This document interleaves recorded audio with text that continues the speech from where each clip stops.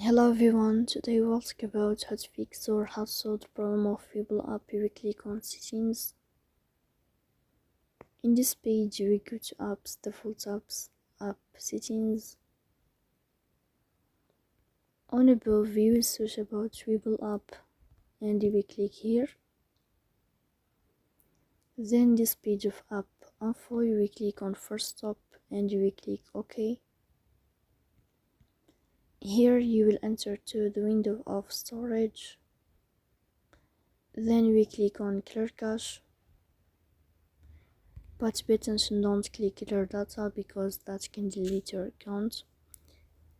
In the end, you can turn on your airplane mode and you can turn off your airplane mode again to fix that problem.